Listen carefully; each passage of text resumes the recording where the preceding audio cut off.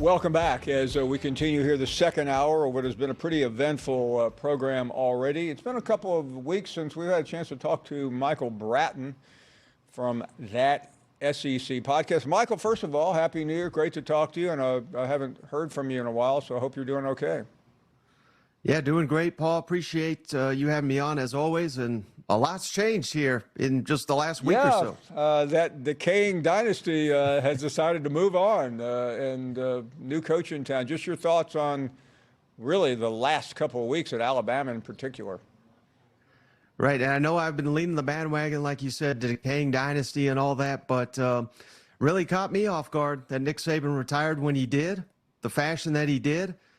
No shame in losing in overtime in the last play in the Rose Bowl to the eventual national champions, but given everything Alabama's got coming back, I thought he would have given it at least one more season, because I probably would have projected Alabama as the favorite to win it all next season. So fascinating just how that all went down. And, I like to joke on my show recently that if you were an Alabama fan that went off the grid for a couple of days, man, you came back to Kalen DeBoer as your coach within 48 hours. It just seemed like it all happened so fast that it's still I'm still a little numb to it. Well, let's go. I mean, Saban, we know we don't need to dig too deep into him. He's a retired ex-coach about to go into TV. But what about Kalen DeBoer? What are your thoughts on him? I mean, I thought this was as good as Alabama could possibly do given the circumstances. And I know people made it out that, 5, 6 coaches would have you turned them down. I don't believe that, Paul. In a 48-hour window, they were able to turn around and hire Kalen DeBoer. I think the sky's the limit. And I think with DeBoer's coaching, with the team he's inheriting, I know they've lost a couple pieces since Nick Saban retired, but I would put Alabama and Georgia, as heavy favorites to win the national championship with this combination of coaching and talent. And if you're selling stock on Alabama right now, I'm telling everybody to buy it right now. I think Alabama's a team to watch next year, which shouldn't be a surprise. But this is not going anywhere. Alabama's going to be incredible next year. Well, let's talk a little bit more about the SEC, because I know we get accused of being a little bit Alabama-centric, but that's understandable under the circumstances. But what about Georgia? I mean, only Georgia could lose one game in a couple of years, and it just seems like the season was a disaster. Right. Well, thankfully for Kirby, he don't have to go through Saban anymore, right? So speaking of that game, that will be the first SEC game for both of those teams. How about this stat, Paul? I believe Mike Griffith, he just referenced it, but Alabama currently an underdog in that game. DeBoer's first SEC game, an underdog, yet Nick Saban in his last 208 games at Alabama, he's only an underdog 5 times. So maybe this is a new world we're getting into under Kalen DeBoer, but Georgia, like I said, it'll be Georgia and Alabama again, heavy favorites to win not only the SEC but the national championship. Georgia's not going anywhere either, but that's the beauty of the new system, Paul. I mean, that game, normally that'd be an elimination game potentially for Georgia or Alabama. It's not next year, so it's still going to be a fascinating game, but it's going to tell us a lot about Kalen DeBoer and how quickly he can get Alabama going. The aforementioned Griff talked about Texas being the team to watch out for. You hear a lot about Texas. It seems like Ole Miss is this year's LSU from last year, the fashionable pick. What do you make out of those two? Yeah, I mean, Texas did what Texas always does, right? They disappoint when the moment's the brightest, losing to the aforementioned Kalen DeBoer in the playoff. Heavy favorites in that game, I should mention. So I don't think Texas is going to come into this league and dominate it like they think they are. I think they're in for a rude awakening. That's not to say they're going to be awful or anything, but I don't even know if they'll make the playoff next year, just given the week in, week out grind that they have in the SEC.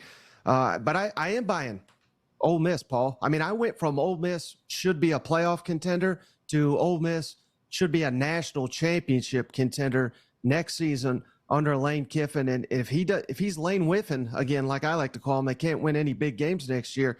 They only have about 3 on the schedule. If they win just one of them, they're probably getting in at 10-2, and they should compete for a national championship. If they don't make the playoff, I think Kiffin's going to face some very tough questions in Oxford. Well, we'll get to some others who may be facing tough questions in a minute. Brian Kelly won the bowl game barely. survived the season. It was up and down, but they won 10 games, which was certainly good. Tennessee, it just seemed like underperformed. What about those two? Yeah, again, I mean, two programs here that probably benefit the most, perhaps, from Nick Saban retiring. We don't have to go through, just the nightmare that is Nick Saban and his dominance there in Tuscaloosa. I think LSU certainly at a crossroads under Brian Kelly, year 3. This was a year they've been pointing to for a while, and I didn't have much confidence in them, Paul, to next season, given everything they're losing on offense, that they could take a jump. But that was before they hired Blake Baker, defensive coordinator from Missouri, Bo Davis, defensive line coach from Texas, arguably the best defensive line coach in the country, and now Peoples, the defensive line coach from Missouri, they've even hired. So complete 180, I would anticipate from LSU's defense. These are the moves you had to make. And credit Brian Kelly for he won 20 games, Paul, in his first 2 years, yet he's blowing up his defensive staff, as he should have. I think a lot of coaches would have thought, what I'm doing is working. I don't have to listen to anybody. But credit Brian Kelly for making the moves that had to be made. And Tennessee, I mean, you know me, Paul, I'm always high on Tennessee. I loved what I saw from Nico in the bowl game. I think if they can get an upgrade at the quarterback position, which I think they will have next year, and all they've got coming back on both lines of scrimmage, I think Tennessee should be a playoff contender next season too. That's a lot of playoff contenders. We have not mentioned Missouri, which was very strong at the end of the season. Where are you on them? Yeah, I hate to keep bringing up the same point, Paul, but I mean, I think if you look at Missouri's schedule, I thought the toughest one, I believe it's at Alabama. Not to say that's not a difficult game anymore, but without Nick Saban, we just don't know. They'll still be underdogs at that game, but Missouri's schedule lines up very favorably to another 10-win season, possibly, as wild as it sounds, Paul, maybe even 11 wins, given this slate that they have. Expectations should be sky high. Losing the defensive coordinator, Blake Baker, that's a tough blow. We'll see who they hire on the defense. He did a wonderful job his 2 years there in Columbia, but this is another borderline playoff team. And I think you've already alluded to it, Paul. I mean, I think it's playoff or bust for a lot of teams across the SEC, and I think that's just the way it's going to be in the 12-team format, which means we're going to get a lot of upset fans that think their team belongs in the field when they don't make it. Michael Bratton with us. A little bit of breaking news happening as we speak. Ohio State has officially named Ross Bjork as its next athletic director. He was at Texas A&M, formerly at Ole Miss. He was at Ole Miss during the Hugh Freeze debacle. He was at A&M where he gave Jimbo Fisher that big extension. I'll move on to a couple of other programs here before we go, Michael. I want to get your take on Arkansas, first of all. That's a program that made a lot of news in the offseason with Bobby Petrino, but it doesn't scrape away the disaster of a season that Sam Pittman put on the board. Right. You're not going to hear me mention the playoff with the Razorbacks right now, but I would say just quickly on A&M, you got rid of Jimbo, you got rid of Ross Bjork. It's a great day to be an Aggie, in my opinion. But, yeah, Sam Pittman and company, I mean, 2 seasons of disappointment in a row. I've never in my life, Paul, seen a coach made a coordinator change like Bobby Petrino and seemingly win back the vast majority of the fan base. Bobby Petrino is just simply beloved there in Fayetteville. So hopefully that's, cause for joy and maybe a season of turnaround and where they can exceed expectations, which would be the first time since their 9-win campaign 3 seasons ago. Right now, I just don't have a lot of faith in Arkansas, unfortunately. Hugh Freeze did a great job of winning the press conference a year ago. He won the offseason. He's even done very well in recruiting. But if you go back to, his last 3 games, losing to New Mexico State, blowing the Alabama game. We all know about that. And I don't know if you can tank a bowl game any more than he did against Maryland and then say afterwards, I really didn't spend much time on the game. I was too busy recruiting. And then really still not sure what's happening in the offseason. 2 of his top assistants gone, no explanation why. And I'll defer to you for the rest of the conversation here. What about it?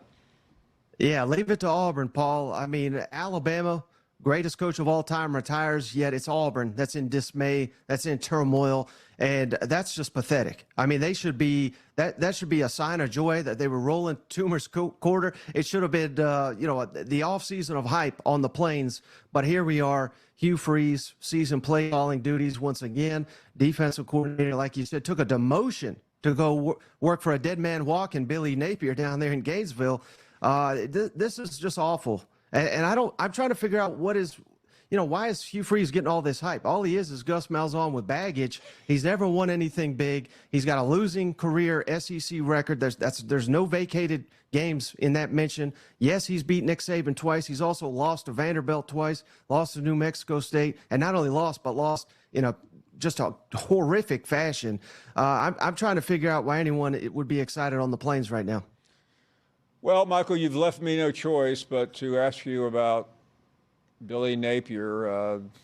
I mean, whatever I said about Hugh Freeze, you can quadruple it for Billy Napier. What's going on down there? Right. Lane Kiffin, if he has a big year in Oxford, who knows? He may be in Gainesville this time next year because, Jed Fish, the Arizona coach, took the Washington job. A lot of Florida fans were upset. Why are they upset? Because Jed Fish, G8 at Florida, that's who they wanted as their next coach. It's not to say they won't get him, but that's just the current state of the Florida Gators right now, Paul. And I even looked at the numbers, next season's opponents. I looked at every team that every SEC team is facing and their combined records from 2023, and Florida's is astronomically higher than any team in the SEC.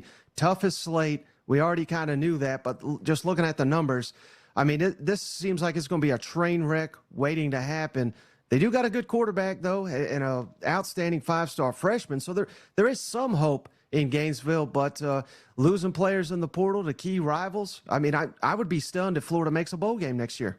Yeah, and that's really the hard part to figure out is really what's a number. This year we were talking a winning record would maybe do it. But let me read you this comment here. I know you've seen this. Scott Strickland, who hired Dan Mullen at Gainesville, and of course he hired Billy Napier. Most people thought maybe LSU should have hired Napier. Nobody thinks that anymore.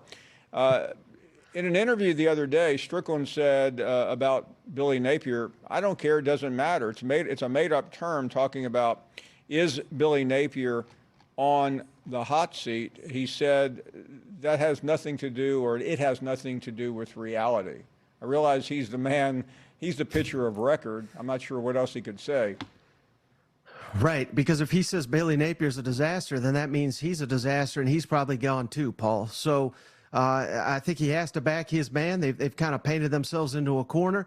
But and I don't necessarily blame Scott Strickland for this, Paul, but Florida has always had a historically awful non-conference slate outside of obviously the Florida State game, but they have unfortunately ramped that up at the wrong time. The worst I've seen Florida in decades, yet the non-conference is more brutal than it's ever been.